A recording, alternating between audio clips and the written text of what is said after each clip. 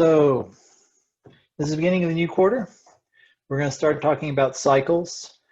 And the first, we're going to start with the water cycle, which you've learned since like second grade, first grade. So that's not going to be difficult. We'll go into it in a little more detail. The carbon cycle is going to be important to a lot of stuff we talk about this year, because that's basically where the climate change, global warming comes from, is the carbon cycle getting altered or pushed one way or the other. So before we do though, we talked about biomes, and I've shown my biology class my reef aquarium, but I haven't showed you guys. My wife and I are both have degrees in marine biology, and we live in the desert. So we thought we needed to do something to get back to our saltwater roots. So we've set up a reef tank. Now, reef tanks are a little different now than they, at one time, the only way you could do saltwater fish and corals is by tearing up the reef. It's not like that anymore. There's a lot of corals, and all of the ones we have are raised in captivity, and the fish as well. You can still buy fish that weren't raised in captivity and were caught off the reef, but for the most part, most of the ones you're going to see at the local pet shops have been in captivity. Like I said, not all of them, but a lot of them. So I've got my headset, so you should still be able to hear me. I'm going to share my iPad screen, so I can walk into the aquarium room and let you see that. Let's see if this is going to work. Let me know if the stuff I talk about suddenly isn't showing up. About a quarter of the time when I do this, I get a delay that can be up to like 10 seconds. So let's see, camera. It must be working. Yeah, there's my cat, the dog. Let's go to the aquarium. Another dog, another cat.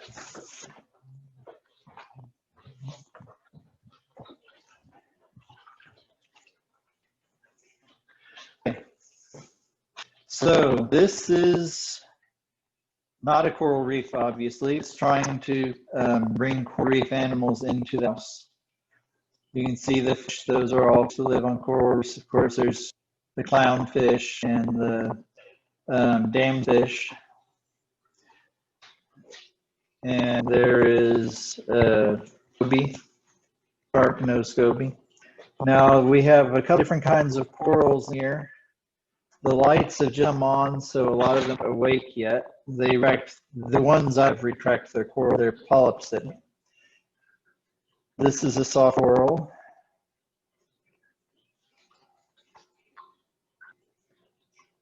This is a hard coral. You can see the polyps. They're not as much as they will be later. That one has calcium carbonated endoskeleton.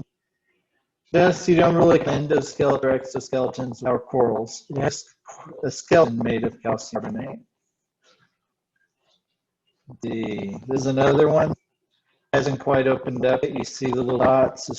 Those all polyps will come out. That's a soft coral.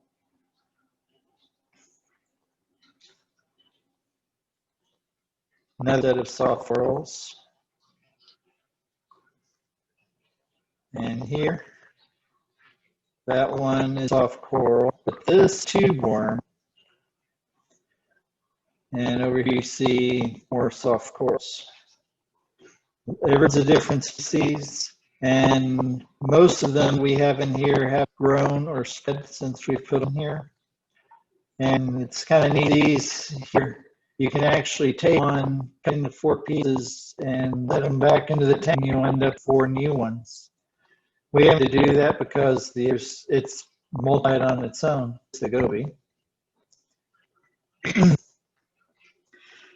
Anyway, there's lots and lots of different species here. We have something called live rock, which is basically rock that's been, now it's been in somebody else's aquarium, but originally it's rocks that were actually taken out of the ocean and stuff is growing on. So tons, if you look really small, there's little snails, chitons, all kinds of things living in here. We're doing new ones a time. So even in an aquarium, you can tell the biodiversity of an coral reef is huge. We have different types, 3 or 4 different kinds of algae in here. We have the big things I just showed you. And then when you go onto the small scale, there's shells, there's little crustaceans, worms, all kinds of things living in this because we brought in some pieces of rock that thin out near coral reefs, and they inhabit aquariums. And then you can buy rock in somebody else's aquarium and let those things are living there. Anyway. And these corals, I told you stay closed up night. You actually have to buy fancy lights to grow corals, but they may eat a little bit of food, but most of their energy comes from zooxanthellae. And you can see them really when this coral is brown because of the symbiotic algae in its tissues. So, anyway.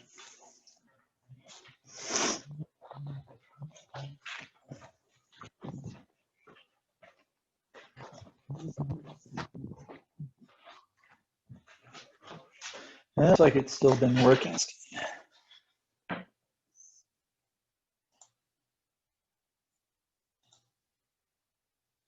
Okay. Let me put those away. That's odd. Usually when I turn off the headset, it goes automatically back, but it didn't this time. Okay, so someone put on the chat asking about the cats. We have 4 cats right now. 2 of them are my daughters who's living with me right now because of COVID. And 3 of them are calicos, yes. Okay, so cycles. We're going back to biogeochemical cycles. You've learned some of these before, but you may never have learned that term. It's called biogeochemical cycles because bio for life, geo for earth, and chemical for obviously chemicals. And all of these are included in these cycles. So let's go ahead and get started with that. There we go. Okay, cycles of matter. So if you think about it, there's a handful of elements. We're just made of a few elements. Most of our bodies are made like 99.9%. Hold on, carbon, hydrogen, oxygen, nitrogen, sulfur, and phosphorus. 99.9% of our body are made of just those few elements. Where do they come from? And why don't they get used up? Life has been on the planet for about 4 billion years. As long as life has been possible on the planet, there's been life here in one form or another. Why aren't all these elements used up?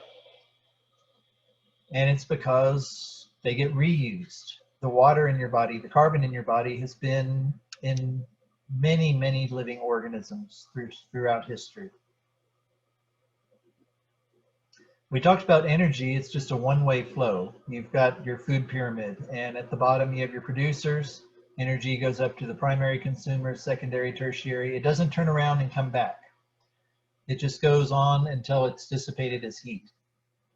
Elements don't do that. They go from one to another, to the biosphere, to the geosphere, and energy is what causes them to move from one step to the other.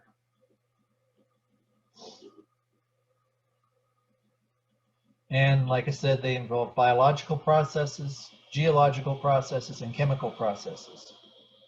And you should have learned before, matter is neither created nor destroyed. It's changed in form.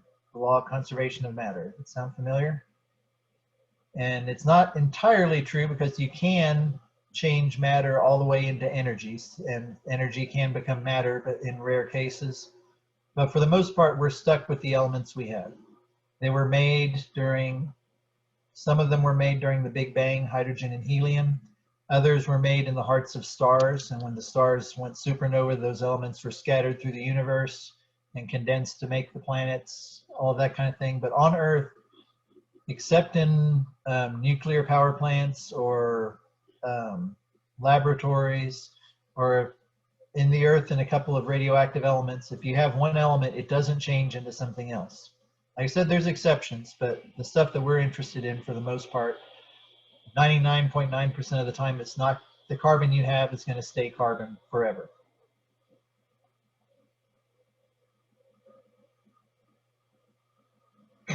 So biological process are any and all activities performed by living organisms: eating, breathing, burning food, basically metabolism, eliminating waste. Those are all biological processes. Geological processes: volcanic eruption, the rock cycle, forming and breaking down rocks, movements of matter within and below the surface of the Earth. Volcanoes release lots and lots of carbon dioxide into the carbon cycle. They release a lot of water vapor from underground. Lots of things come up with volcanoes. And chemical and physical processes: clouds, rain, flowing water, lightning. These are all chemical and physical processes. And of course, a big part of this class is talking about how human activity is affecting these things. Mining and burning fossil fuels. The big problem with burning fossil fuels is that we're taking carbon dioxide that has been taken out of the carbon cycle for millions of years and put away underground. It's not in the atmosphere anymore. It's not part of the carbon cycle. And we're taking millions of years of this carbon and releasing it all at once, geologically speaking. It's been 100 years or so, but so we've been burning fossil fuels, but a little more than that, I guess. But for the most part, this is stuff that's been sequestered underground for millions of years, and we're releasing it all at once. And making fertilizers affects the nitrogen in the phosphorus cycle. Burning trees takes carbon that was stored in trees and puts it into the atmosphere. All of these things are ways we can affect these cycles. Like I said, this matter, the same molecules and the same atoms move around again and again and again. The water in your body, in the coffee you're drinking right now or whatever, is it was inside a dinosaur one time. It was in the bottom of the ocean at one point. It was in a glacier for several hundred years. There's so many atoms in that cup of coffee you drink that some of those atoms have been in many, many different places. And we're going to do an activity today to kind of show how that works. But anyway, that was my daughter's dog who wants attention, I guess. So the water you drink has been in animals, it's been in plants and in glaciers, it's been underground, many, many different places over the last 4 billion years, 4.5 billion years. Okay, so the water cycle. And like I said, you've learned this since first grade probably. And water molecules enter the atmosphere as water vapor when they evaporate from the ocean or other bodies of water. And also, and this is something you may not have learned in first grade, is they can be pumped into the atmosphere by plants through transpiration. Plants take large amounts of water from the soil and pump it straight into the atmosphere through their leaves.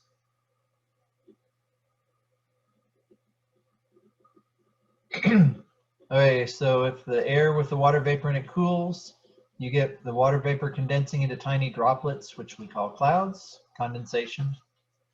When they become large enough, they fall to the Earth's surface as precipitation in the form of rain, snow, sleet, or hail. Water hitting the ground anyway. It doesn't happen very often here lately, does it?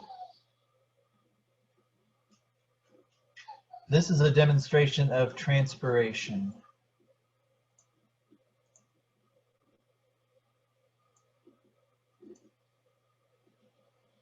Maybe.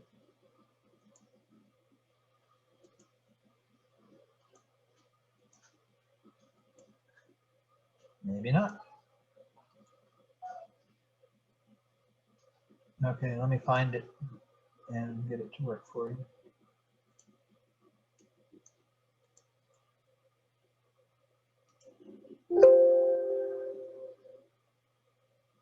Transpiration.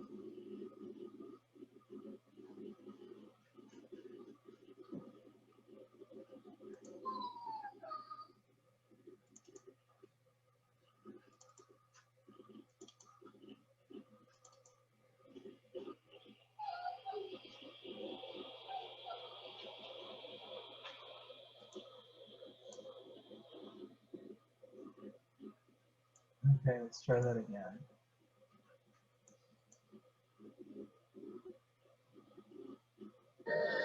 One of the best ways of getting...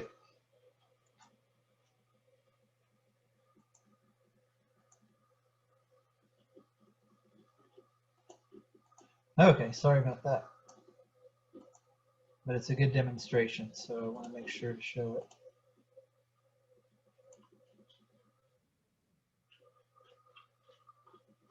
Water in a desert in an emergency is by use of something called a transpiration bag. To do this, you're going to need a big polythene bag. You have to have that with you already. But here in Australia, there's a real advantage. What I'm going to do is going to try and trap the moisture being transpired from these leaves by covering a branch in a plastic bag. Some trees will give out chemicals called alkaloids into the water and make it toxic. But eucalypts don't do that. And that's one of the great advantages for this technique here in Australia.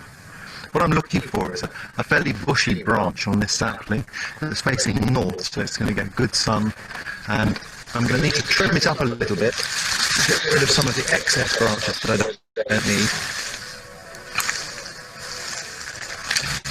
This far south in the southern hemisphere, the sun passes from east to west with the sun to the north, so that's why I'm careful to choose a north-facing branch.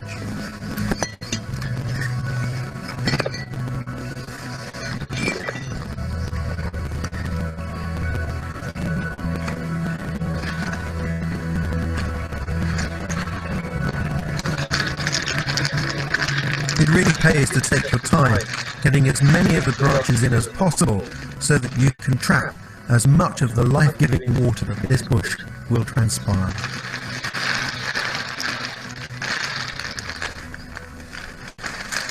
Careful not to puncture the bag. It needs to be airtight.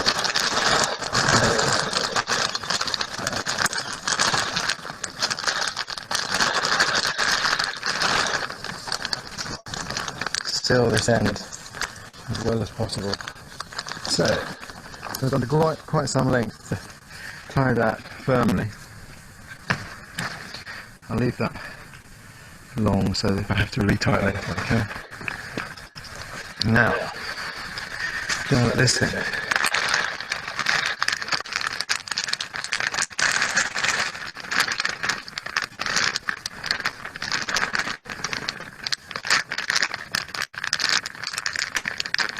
So, that's the transpiration bag set up.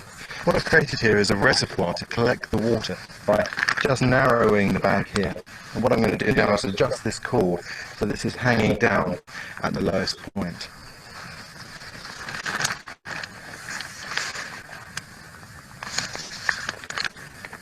So I've rigged that so that this is right at the bottom, so gravity will lead any moisture down into there.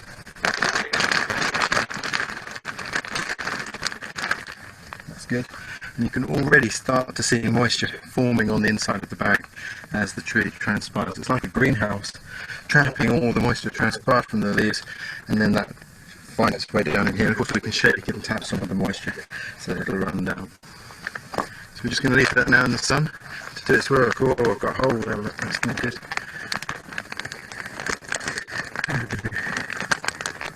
Bit of gaffer tape from the crew here.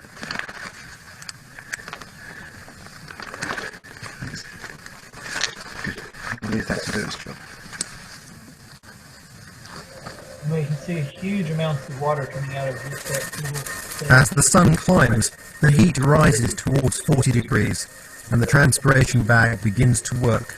The leaves perspire and release their precious, life-giving moisture.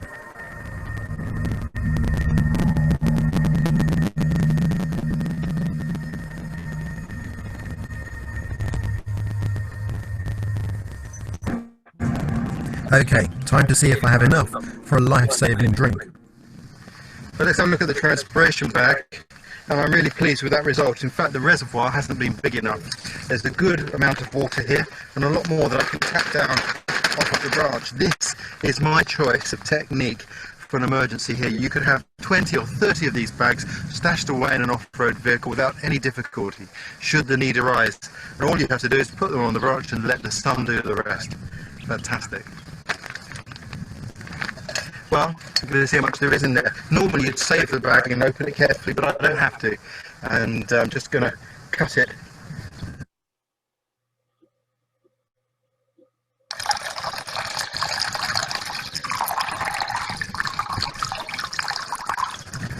Go on, go on, go on, go on. We nearly got, yes.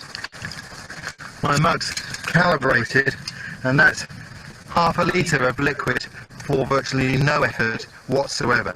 Decent quantity, just thanks to this bush and the power of Mother Nature herself, the sun. Cheers. Even tastes good. Okay, so transpiration, you can do that yourself. You can take a plastic bag and just put it on a tree branch, close the end, and you'll see it fog up. If we were at school, I would do that outside and show it to you, but we're not. But you can do it on your own. Just take even a grocery bag and tie it around the end of a branch, and you'll see you may not, with a grocery sack, you won't be catching as much, but you'll be able to see the moisture forming on the inside of the bag.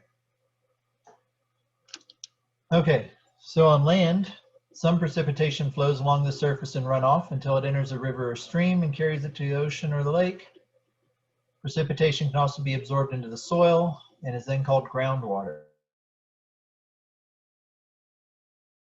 It can sit at the water top of the soil, or it can go down into the aquifers. Aquifers may hold water for thousands or some of them even millions of years. Groundwater can enter plants through their roots or flow into rivers, streams, lakes, or oceans. In a lot of the mountains around here, you can drive down the street and you'll see water just seeping out of the rocks. That's groundwater flowing to a place where it can come out and be in the air again. Like it says, some groundwater penetrates deep enough to become part of underground reservoirs. Caves are examples of really large ones, but most of the time the reservoirs are just pores in between the rocks. And when you drill a well around here, you drill it deep enough to get into one of these reservoirs and you pump the water out of those spaces. The trouble with doing that is some of those reservoirs get recharged quickly, others don't. And if they don't, then the water level drops and your well doesn't work anymore. And if enough people do that, springs stop flowing. Roswell has a really interesting history with aquifers. They had, what do they call it? I just went blank. Anyway, they have water aquifers that are flowing from mountains, so there's pressure. And when you dig a well into these, the water flows out of them by themselves. You don't have to pump it. And in Roswell, when they were first settling it, the first people drilled some wells, and water just started flowing out of the pipes. And they just let it. They didn't stop it. They just let the water flow out. They turned whole areas into almost swamps. They grew their crops. And they did this for years. And then the water stopped flowing. And not only did the water stop coming out of their wells, but several of the rivers that used to flow through town stopped flowing because they were spring fed from the same aquifer.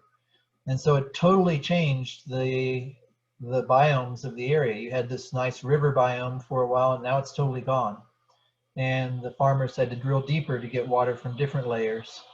And that first layer hasn't refilled yet. You can still go there and see places where there used to be flowing rivers all the time, and there's just barely a trickle of water in the bottom.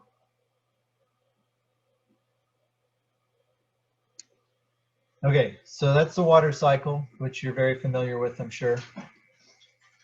So we're going to talk about nutrients next. Every organism needs nutrients, to build tissues and carry out life functions. Nutrients, like water, pass through organisms in the environment through the biogeochemical cycles. And the ones that are especially critical for life that we're going to talk about are carbon, nitrogen, and phosphorus. And I think we'll go ahead and stop there. Now, you do have an assignment today, and it's about the water cycle. And let me open it up and just demonstrate how it's going to work. First of all, there's a Google Doc that you're going to complete. And then there's a PowerPoint. The PowerPoint you're going to have to download and run from your computer. So let me open that to show you how it works.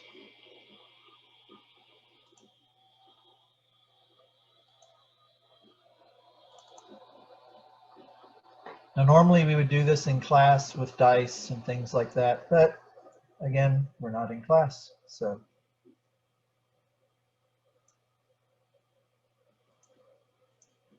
All right, so share. Okay, so when you open the PowerPoint, this is what it's going to look like. And if you'll advance to the first screen, and mine's running really slow for some reason.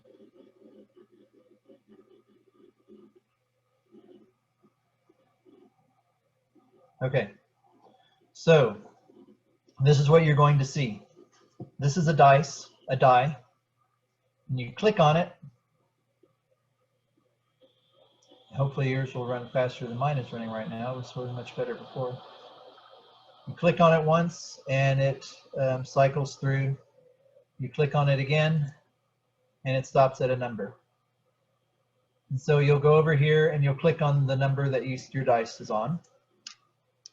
So you're in a cloud. So on your Google Doc, there's a chart with 30 spaces, and you're going to write cloud, and then you're going to write what happens to you. Okay? So do the die again.